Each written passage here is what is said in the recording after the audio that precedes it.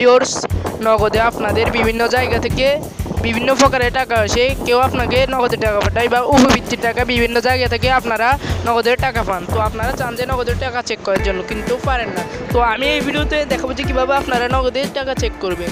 তো নগদে টাকা চেক করার জন্য আপনারা কী করবেন, প্রথমে ডায়াল প্যাডে চলে যাবেন।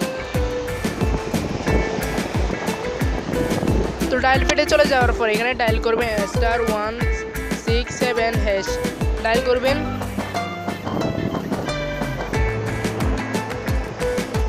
তারপরে এখানে লিখবেন যে, তারপরে এখানে 7 দিবেন। তো 7 দেওয়ার পর সেন্ড করে দিবেন। এরপরে এখানে দেখতেছেন যে আরেকটা ইন্টারফেস শো করতেছে। তো এখানে 1 দিয়ে সেন্ড করে দিবেন।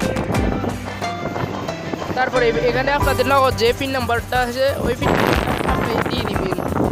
তারপর আমি এখানে নগদ পিন নাম্বার দিয়ে দিচ্ছি। দেওয়ার পর সেন্ড করে দিবেন।